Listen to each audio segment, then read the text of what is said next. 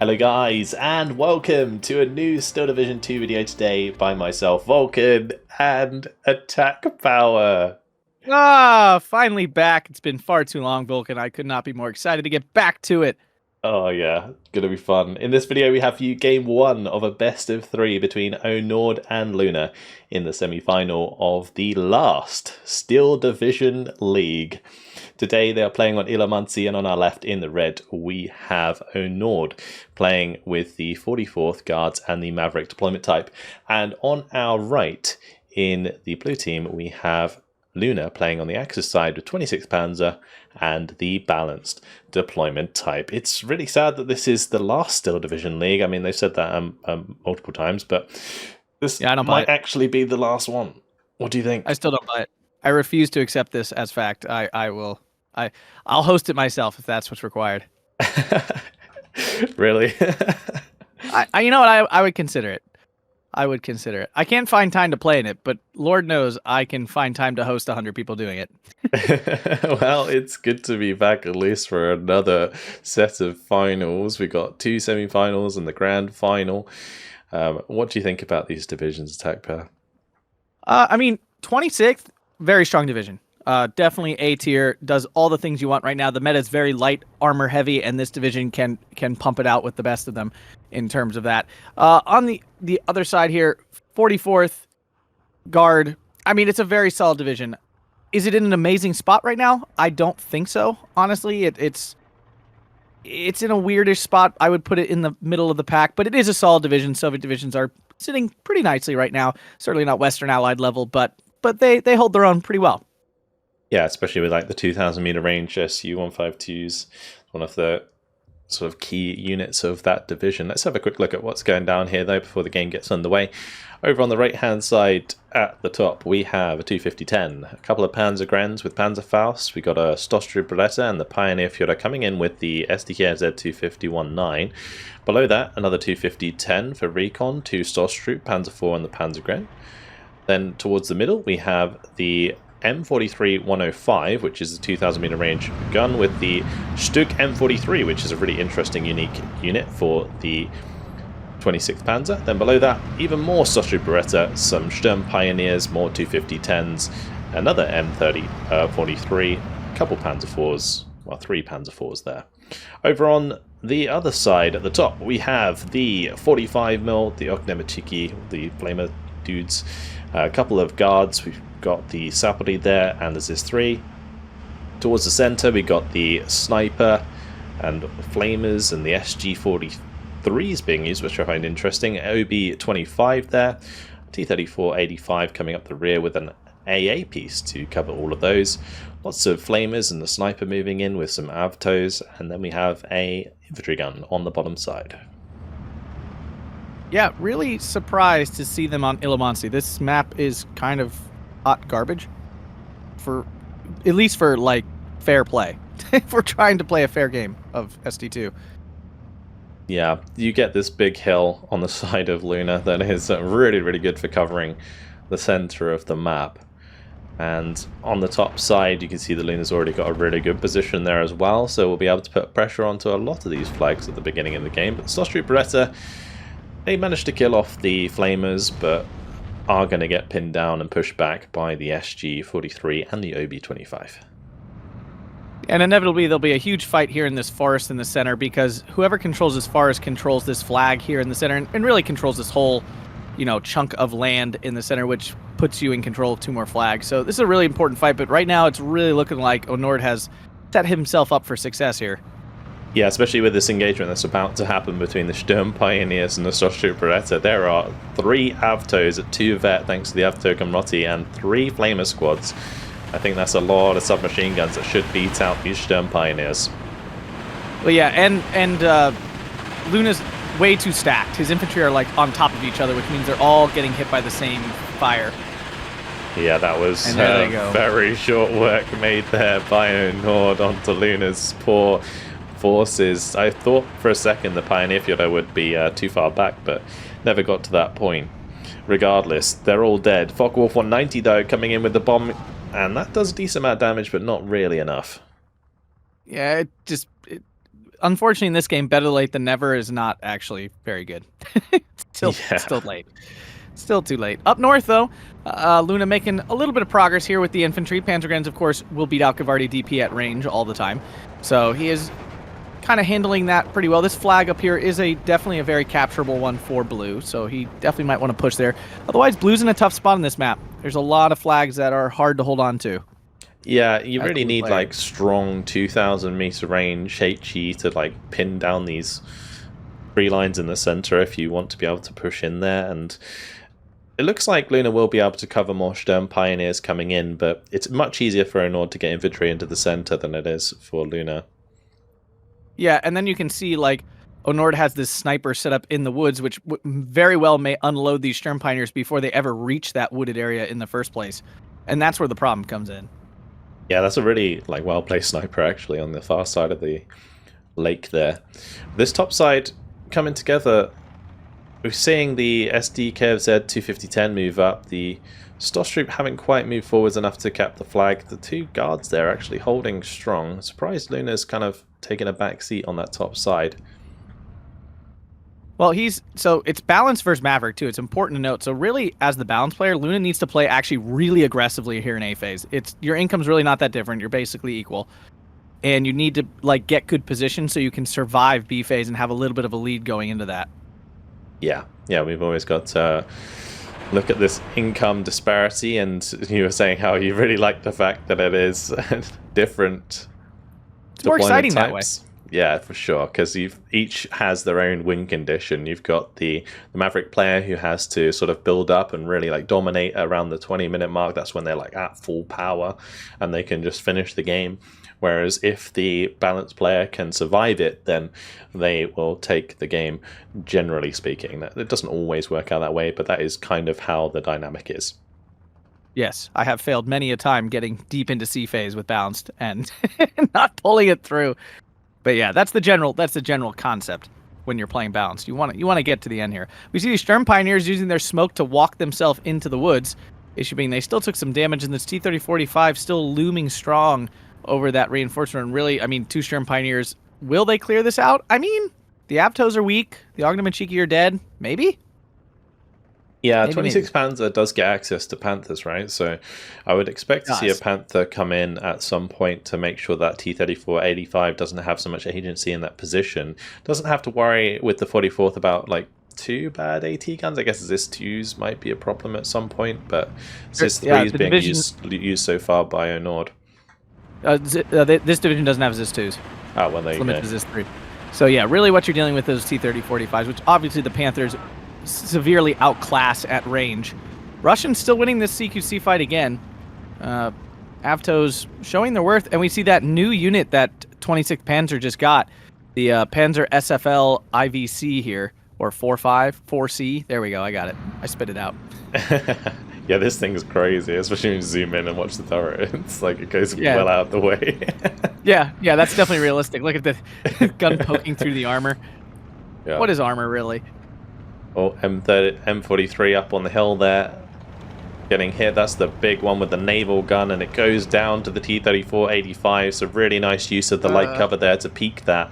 Now the Panzer IV-J engaging the T-34-85 at a distance, and that is not a winning fight for the Panzer IV. It's going to have to back off as soon as possible. Will the last shot come through? If it does, that could be pretty rough for Luna, and it does go down. That is just 2 free kills for Onord.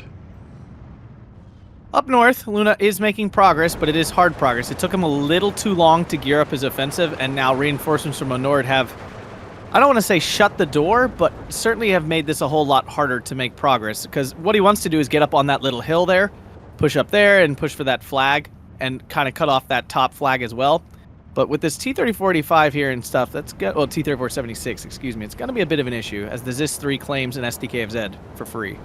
Yeah, it seems like the tanks so far of Onord are really causing issues for Luna, because we don't really see a commitment to anything heavier from Luna. Just a couple of Marder 3s now coming in that will be looking to contest the T-34 cheaply. We've got TU-2 coming in on the top side with the 2 250-kilogram bombs. That could certainly do some serious damage to the infantry here, and we'll be looking to take out the Panzergrens. Will it take out the Pioneer Führer as well? No, it will not. But another infantry out of the way. Tu-2Ss give me nightmares. Back when this division was like top tier, these things were all the time, and they're extremely good bombers. Very hard to kill, very fast. Oh, cheeky little push on the bottom side there. Stoss Troop securing a flag from the Sapori. Focke-Wulf on the top side didn't manage to get through with its bombing strike. I think, honestly, Onord getting these 2 Vet 37s in place early on has really shut down Luna's ability to use those Focke-Wulfs. Yeah, the buff to the 37 mils across the board has been huge for a lot of divisions for their AA2 suddenly, because now the availability was increased, so now you can up the veterancy, and those things function so much better with some veterancy. Stoss Troop going to go to work on the top side here against the Guards DP, but the Sapori are ready there with their TNT, and they did manage to throw it before the Stoss Troop got out, so those are going to be going down potentially. No, moved far enough. Wow. Yeah, it's not often you see that these days. But the Stoss Troop no longer have any Molotovs, so I think the Sapori, they're just going to finish them off, especially with the help of the Avtos. Those Avtos have been absolutely key in this game so far. I'm still a big fan of Avtos, even with the nerf to their availability. I still think they're a very effective unit. You get plenty of them still, and they beat most Axis CQC one-on-one in general. Yeah, good hold by Luna on the top side there against the infantry with the Panzergrens, but will most likely relinquish the flag if the Sapori and Avtos move all the way up there. Meanwhile, on the bottom, Stoss Troop really getting quite ahead of themselves. Not really much backup on the way just yet. A couple Panzergrens now being brought in, but that will allow Onord a bit of time to get things done. In the middle, T-34-85 using light cover to sneak up on the Panzer SFL, but the shot coming through there, beautiful stuff. That he needed gets that. the kill. He needed that bad. Really, really good. Up north, the Jagdpanzer 4A0 now in. The problem is, this against the T-34 at close range, not actually ideal at the end of the day. This has lower armor than its Jagdpanzer 4 brethren without the A0 on it, so...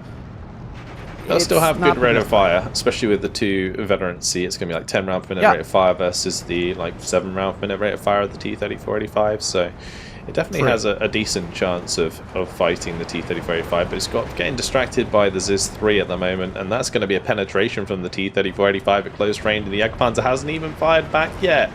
No, oh... Devastation. Why did it... Was he must have given an attack order on the Ziz-3, because otherwise it should have prioritized the T-34-85. Yeah. Yeah, and the Avto there going to clean out one of the Panzergrens, the second Panzergren getting chewed up at a distance by the Sapori and the T-34-85. Oh, Panzer 4 F1 managed to get the side shot there onto the T-34-85. That's crazy. Or maybe it was just a heat penetration, actually. Yeah, the Panzer 4 F1s are phenomenal. Super cheap. They do a lot of damage to infantry. Their heat shell is surprisingly dangerous. Tu-2S back in, and we see a double Jagdpanzer 4 also on the reinforcements, but will it be too little too late, honestly? I mean, all the infantry are dead up north, too. That's a big issue. Yeah, we're looking at a 16-8 now for Onord. That is a sizable lead, having recouped the top side, and we've got to think about the incomes as well. Like Onord on the Maverick, it's only going to get worse during this phase for Luna, who is already in a very bad position. Yeah, this is not set up to get any better anytime soon. Let's put it that way. Yeah, and I mean, what could Luna do at this point in order to get back? The 2 Jagdpanzers coming in, a bunch more infantry for the top side, but Onord's flooding infantry into those trees now, and that's all he's really going to have to do to hold back the 26th Panzer, because the 26th Panzer, after the Stoss Troop Beretta are out of the way, don't have as much close range infantry to work with. Yeah, they're not. I mean, once you get past those Stoss Troop, they're essentially an average Panzer division in terms of CQC, which is not very good. Like an average, it's not great. So yeah, it's definitely not looking hot. Panzerschreck just went down for basically nothing. The Panzer 4J died, it bounced off the T-30-45 at 500 meter range, which honestly is kind of bad luck. Really should have penned that, but.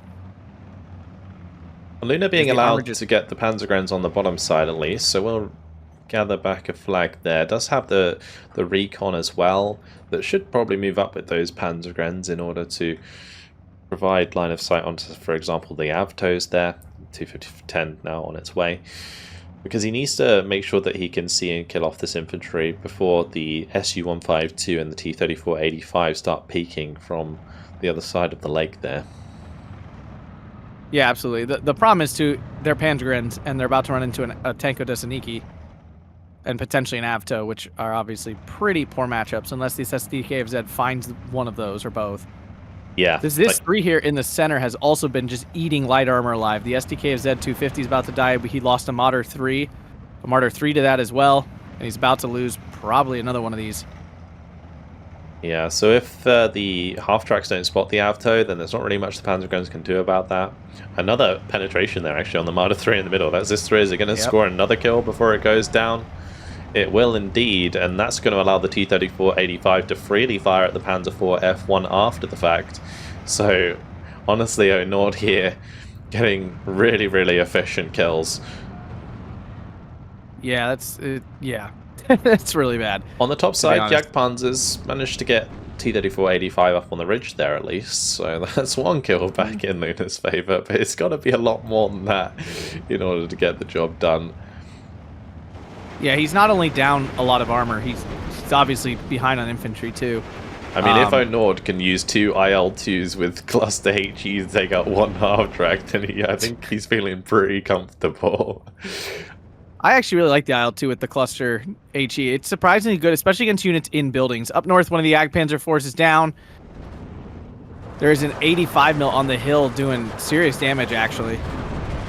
Oh, that's not good. Does manage to yeah, and now the T-34-76 and the T-34-85 still going to provide some sort of pressure onto that Jagdpanzer at close range, and that is one penetration. The second penetration from the T-34-76 was that. Oh, that's really rough. That's actually seriously unlucky as well. Yeah, Luna's not getting many coin flips, that's for sure. Like, at all. He has grabbed down south, and there's 2 Tu-2Ss wrecking those Panzergrens. Oh, that's why this plane gives me nightmares. Did manage to clean out the Avtos, surprisingly, and a half-track still running around the back line. That's not really going to end up doing too much, but yeah, securing these 2 flags for the time being. Still a 15-9 for Onord, as Onord now continues to secure more ground on the top side. Unfortunately, the FAMO missing that shot onto the T-34-76, but the nice thing about the FAMO now is it does have 10 health. So it can survive a hit. Survive a hit. Yeah, it used to just get 1 shot and die. That time didn't even get hit anyway, and the T-34 goes down, so did its job. Yeah, this thing was absolute trash before, and now it's just mild trash. I'm not a big fan of 88s. I find they underperform severely. In the center, the Panzer SFL against the T-34 again gets a bailed out. Yeah, very nice. And takes it out, and now going to continue shooting at the Tu-2S, but the Tu-2S, I think that was just flying around without bombs, isn't it? Yeah, Onord's not even retreating those. That's just 2 that came in originally. Focke-Wulf coming in on the bottom side, or sorry, top side, to kill the 250, to kill the guards with the 250 kilogram bomb. Sorry. There's a 37 mil though there. Does get through. Didn't do much damage, only 4 health. That's kind of rough. The 250, a good bomb, but you really need at least 2 if you want to like consistently kill things. Yeah, on the bottom side, nice combination here. The T-34-76 has no counter. These Panzergrens don't have Panzerfaust, so if they get spotted by these guards, then the T-34 can freely engage them. Stuck M43 on the way to try and negate that advantage, but it will still struggle. Meanwhile, on the top, guards are getting picked off by Panzergrens. Panzer IVs now coming in up against Su-76s. Super good. Yeah. Legitimately, very, very good units. For 35 points, they trade up all the time. Yeah, I mean, you got 10 round per minute rate of fire, he's bringing them at 2 vet, they're going to be like 13 round per minute rate of fire against these Panzer IVs, and they aim very quickly because they have the aim time bonus of the open top self-propelled guns, and they're going to absolutely wreck those Panzer IVs. And bear in mind, an Su-76 is 40 points, and those Panzer IVs are like 75. Yeah, Su-76s are a must-take these days. You're hard-pressed not to get value out of them, honestly. Yeah, IL2's back in now, looking for infantry kills on the top side. Gonna look to just try and bomb out the half-track there by the looks of things. TU2S also coming through, trying to go for a bombing strike onto the Famo itself. Famo's bad, but apparently not that bad. Yeah, it did manage to force back the TU2. IL2's both got their strikes off. Panzerguns get pinned down. A one-health squad got taken out.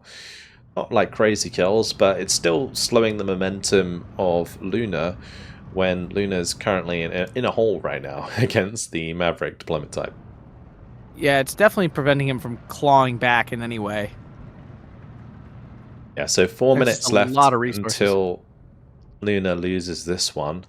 SU-152 currently firing at the M43 and getting those tasty crits. You know, the SU-152 and both the ISU-152 can crit with their HE against enemy tanks, and it can be really, really frustrating to deal with. Oh, it's absurdly annoying. It's like one of the most annoying Soviet things you can do. Because they actually have a higher rate of crit chance, the SU-152. Yeah, so he's waiting for it to happen again. Engine stall on the Marder. But the T-34, yeah, managed to take out the M43. Now it's just waiting to take out that Marder as well. With the engine stall, he can't turn. Oh, yeah. God. A second one arriving. SU-152 changes. Oh! Just kills it straight up. Must have already been damaged by one of the ZIS-3s, and the second one just going to get killed there. That is just absolutely brutal. It just is not getting any better for Luna. No, it is open top, so it does take increased damage from that sort of thing, but oof. A line of Pioneers looking for some holes to get in. They will be able to get in the center, but I'm not sure they're going to beat what's there from the Soviets. Yeah, they've all just changed. So he's putting 5 Pioneers into the middle. Yeah, between the Avtos and Flamer, those Pioneers are going to struggle. The Famo did manage to take out the T-34 on the bottom side, but there's nothing to follow it up if all those Pioneers are heading to the center now. On the top side, the Guards are slowly picking off the remainder of the Panzergrens, especially as many more reinforcements are now arriving to push forwards with the T-34-85. Panzerschreck on the way to try and negate that armor, but if all of those Guards are still alive, that Panzerschreck will just get taken out very quickly indeed. Oh. Yeah, and there's still 2 T-34-85s hanging out in there, and those are obviously have been and will be a big issue. The middle of the map, the SU-152 is freely firing at the Pioneers, and Luna's had enough. Going to throw in the towel after 20 minutes and 21 seconds. A very decisive victory, I would say, for Onord. Yeah, I'm really surprised they went to this map, honestly, because it's really a coin flip. Like, if you're on Luna's side, it's very hard to win. Like, it's a very, very difficult map to win on. So to me, it's one of those maps that just feels like you're coin flipping for who gets the better side of the map, and your advantage is pretty hard to overcome, especially with the trades that Luna was getting, which were bad. Yeah, unfortunately, no crazy kills there, but just some really nice, efficient play by Onord with 1,965 kills to 1,280 losses, using Maverick incoming B just to solidify what was already a very good start. Good game to both these players. I'm looking forward to game 2 between them. Yeah, all right. That's it. Anything else you'd like to add? No, hopefully a more balanced game in game 2, a map where both sides have a fair advantage. All right, that's it then. Hopefully you guys enjoyed it. Thank you very much for watching, and we'll see you in the next one. Goodbye.